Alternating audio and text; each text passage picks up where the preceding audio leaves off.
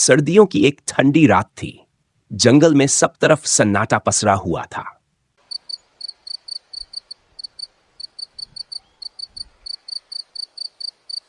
ठंडी हवा के झोंके और दूर दूर से सुनाई दे रहे झिंगुरों की आवाजें माहौल को और भी डरावना बना रही थी। ऐसे में एक सियार जंगल के कोने कोने में खाने की तलाश में घूम रहा था। पिछले कई दिनों से उसे कोई अच्छा शिकार नहीं मिला था। भूख से उसका पेट अंदर धंस गया था और कमजोर शरीर ठंड से कांप रहा था। चलते चलते उसकी नजर जंगल के बीचों बीच टहलते एक बाघ पर पड़ी। बाघ अपने राजसी अंदाज में चल रहा था। उसकी चाल में ऐसा रौब था कि हर पेड़ पौधा भी मानो उसे सलाम कर रहा हो। सियार ने दूर से बाघ को देखा और उसके दिमाग में एक खुराफाती योजना आ गई। अरे, ये बाघ अगर मेरा दोस्त बन जाए तो मेरी तो मौज ही हो जाएगी। सियार ने मन ही मन सोचा, खाने की भी टेंशन खत्म और कोई मुझसे पंगा भी नहीं लेगा। बाघ के नाम पर मैं भी राजा बन सकता हूं। सियार ने अपनी सारी हिम्मत जुटाई और धीरे धीरे बाघ के पास गया। उसने बड़ी अदब से कहा, हे जंगल के महाराज, आपकी जय हो। मैं तो आपका छोटा सा सेवक हूं। पिछले कई दिनों से मैं आपका दर्शन करना चाहता था। आखिरकार आज ये शुभ घड़ी आई। बाघ ने अपनी बड़ी बड़ी आंखों से सियार को घूरा। वह थोड़ा चौंका, फिर बोला, तुम कौन हो और मुझसे क्या चाहते हो? सियार ने तुरंत जवाब दिया, महाशय, मैं तो बस आपका सेवक बनना चाहता हूं।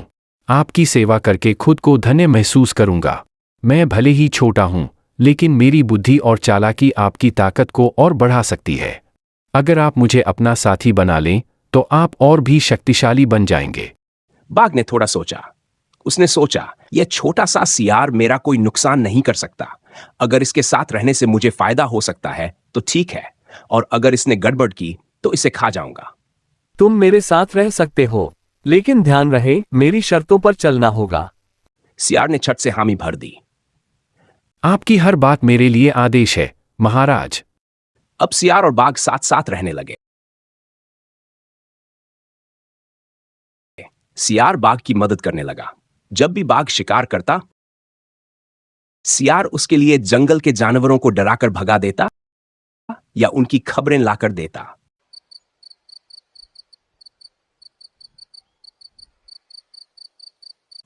बाघ शिकार करता और सियार को भी हिस्सा देता। सियार के दिन अब बड़े मजे में बीतने लगे। लेकिन जैसे जैसे समय बीता, सियार का लालच बढ़ने लगा।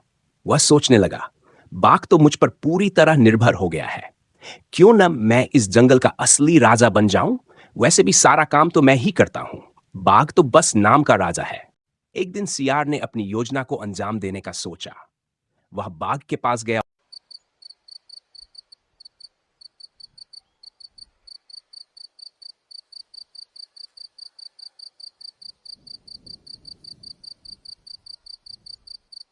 महाराज, मैंने एक सपना देखा।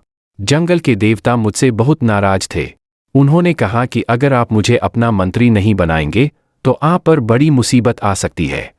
लेकिन अगर आप मुझे मंत्री बना देंगे तो जंगल में आपकी बादशाहत और मजबूत हो जाएगी। बाघ ने यह सुना और थोड़ा सोच में पड़ गया। उसे लगा, अगर सियार मंत्री बनना चाहता है तो इसमें हर्ज ही क्या है? वैसे भी ये मेरे लिए काम ही तो करेगा। बाघ ने हामी भर दी और सियार को मंत्री बना दिया। अब सियार का रौब और बढ़ गया। वह बाघ के नाम पर जंगल के जानवरों से खाने पीने की चीजें वसूलने लगा। कोई मना करता तो सियार उसे धमकी देता। तुम्हें पता है बाघ महाराज को नाराज करने का क्या अंजाम होगा? सोच लो। धीरे धीरे सियार अपनी हदें पार करने लगा। बाघ को यह सब खटकने लगा। वह सोचने लगा, सियार मुझे बेवकूफ बना रहा है। यह मेरी ताकत का गलत फायदा उठा रहा है। इसे सबक सिखाना जरूरी है। एक दिन बाघ ने सियार से कहा, सुनो, मैंने सुना है कि जंगल के दक्षिणी हिस्से में एक बहुत बड़ा और अनोखा शिकार है। अगर हम दोनों मिलकर उसे पकड़ें तो ये हमारा सबसे बड़ा शिकार होगा। चलो आज वहीं चलते हैं। सियार को तो वैसे भी खुद को बड़ा समझने की आदत थी। वह तुरंत तैयार हो गया। चलो महाराज, आज आपके साथ मिलकर इतिहास रचते हैं। दोनों जंगल के गहरे और डरावने हिस्से में पहुंच गए। वहां बाघ ने सियार से कहा, तुम यहीं रुको, मैं शिकार को घेर कर लाता हूं। जैसे ही मैं इशारा करूंगा तुम हमला करना। सियार मान गया और वहीं खड़ा हो गया। लेकिन बाघ ने उसे वहीं छोड़ दिया और दूर जाकर छिप गया। सियार, जो खुद को बड़ा चतुर समझता था, कुछ समझ नहीं पाया। थोड़ी देर बाद वहां कई खतरनाक जानवर आ गए, जंगली भेड़िए, लकड़बग्घे और तेंदुए। उन्होंने सियार को घेर लिया। सियार डर के मारे कांपने लगा। वह चिल्लाया चिल्लाया, महाराज बचाइए, मुझे बचाइए। लेकिन बाघ ने उसकी आवाज अनसुनी कर दी। सियार की सारी चालाकी धरी रह गई। आखिरकार वह अपनी ही चालों का शिकार बन गया। उस दिन के बाद जंगल में सबने सियार की कहानी को याद रखा। बाघ ने लौटकर जानवरों से कहा, याद रखना, लालच और धोखे का अंत हमेशा बुरा होता है। सियार ने मेरी ताकत का गलत फायदा उठाने की कोशिश की और देखो उसका क्या हाल हुआ। जंगल में फिर से शांति लौट आई। जानवरों ने बाघ की बात मानी और सियार की कहानी को एक सबक के रूप में याद रखा। बाघ ने भी सीखा कि ज्यादा भरोसा करना कभी-कभी नुकसानदायक हो सकता है। एक समय की बात है, एक घने जंगल में एक शेर रहता था। वह शेर बहुत शक्तिशाली और डरावना था।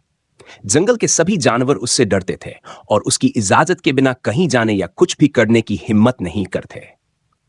शेर अपने शिकार के लिए जंगल के जानवरों को मारता था और बाकी जानवर इस बात से बेहद परेशान थे। एक दिन जंगल के जानवरों ने आपस में बातचीत की। उन्होंने सोचा कि अगर शेर को रोजाना एक जानवर उसकी भूख मिटाने के लिए दे दिया जाए तो बाकी जानवर चैन से जी सकेंगे। सभी जानवरों ने मिलकर शेर के पास जाकर अपनी बात रखी। उन्होंने कहा, हम रोज आपके लिए एक जानवर भेज देंगे। इस तरह आपको शिकार करने की जरूरत नहीं होगी और हम बाकी जानवर अपनी जान बचा सकेंगे। शेर को यह सुझाव पसंद आया। उसने कहा, ठीक है, अगर तुम ऐसा करोगे तो मैं किसी को भी बिना वजह परेशान नहीं करूंगा। लेकिन अगर एक दिन भी मेरे पास भोजन नहीं आया तो मैं पूरे जंगल को तबाह कर दूंगा। जानवरों ने अपनी सहमति दे दी। इसके बाद हर दिन एक जानवर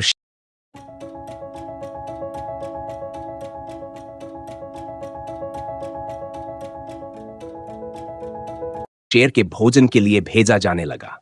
इस व्यवस्था से शेर खुश था और जानवर भी अपनी बाकी जिंदगी सुरक्षित समझने लगे। एक दिन जंगल के जानवरों की बारी तय करते करते यह जिम्मेदारी एक छोटे मगर चतुर सियार के हिस्से में आई। सियार समझ गया कि अगर वह शेर के पास गया तो उसकी जान नहीं बचेगी, लेकिन वह हार मानने वालों में से नहीं था। उसने सोचा, मुझे अपनी जान बचाने के लिए कुछ करना होगा।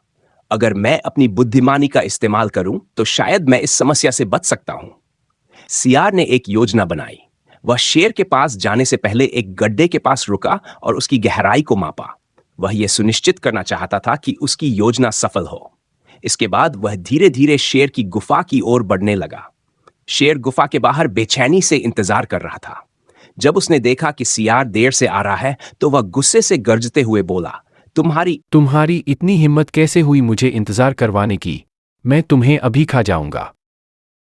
सियार ने डरने के बजाय शांत स्वभाव से कहा, महाराज, मेरी देरी के पीछे एक कारण है। रास्ते में मुझे एक और शेर मिला जो खुद को इस जंगल का राजा बता रहा था। उसने मुझे रोक लिया और कहा कि तुमसे ज्यादा ताकतवर वही है। शेर को यह सुनकर गुस्सा आ गया।